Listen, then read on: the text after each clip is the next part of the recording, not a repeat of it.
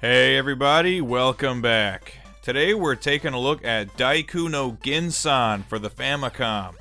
It was developed and published by Irem in 1990, and you might know it better as Hammerin Harry. Games in this series, like the releases for the arcade and Game Boy, were released worldwide, but this one was only released in Japan and Europe. Though later games would feature Ginsan fighting ghosts or being launched into outer space, this one has him fighting an evil corporation in Japan and occasionally rescuing his very easily kidnapped girlfriend. It might not be the deepest plot in the world, but then again, it's about a guy with a giant hammer taking on an evil, wheelchair-bound businessman, so it all evens out. The gameplay in Daiku no Ginsan is simple enough. It's a pretty straightforward action platformer. Ginsan can obviously attack enemies with his giant hammer from both standing and crouching positions, but that's not all.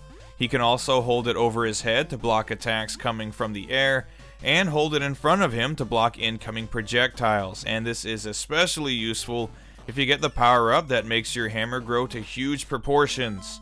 There are plenty of other power-ups scattered around each stage that allow you to swing your hammer in a circular motion or give you an extra hit point, for example. The stage layouts are nice, and there are boss battles at the end of each stage, followed by bonus minigames that always have you trying to rescue Ginsan's unfortunate girlfriend. It's fun, but definitely not perfect. My biggest complaint is that the controls can be a bit stiff, especially when it comes to controlling your jumps. Not something you really want in a platformer. It can also be a bit frustrating at times in areas where it feels like there's no way to avoid taking damage. These gripes aside though, I do like Daiku no Ginsan. It is fun. I just think it could have been a bit better.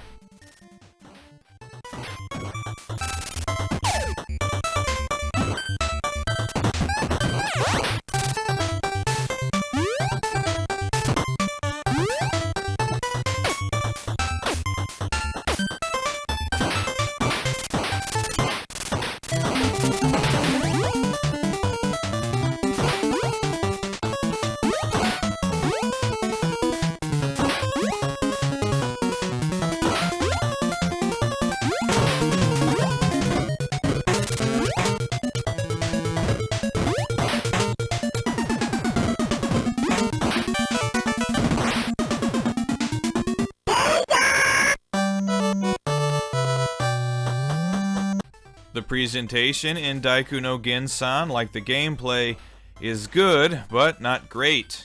It's a colorful enough game, and the character sprites are pretty large. They just kind of lack detail.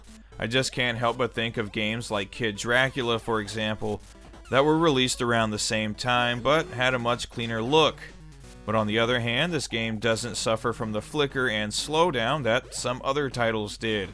Still, the graphics are decent, and the design of the stages and characters is charming. The sound design is actually pretty good. Irem games aren't always the best looking or playing, but they do pretty much always have good soundtracks. Every song on this one is lighthearted and matches the tone of the game without any really annoying tracks. Even the sound effects and voice samples are good as well. On the whole, this definitely isn't the best presentation you'll find in an 8-bit game, but I'd still say it's slightly above average for its day. I'd recommend this game to fans of old-school 8-bit platformers. It's good fun, and while you're at it, you might want to try the other games in the series for the Game Boy, Super Famicom, and more recently, the PSP. As far as this game is concerned, the PAL versions go for no less than $100 on eBay. But the Famicom version, the loose card at least, can typically be found for between $30 and $40.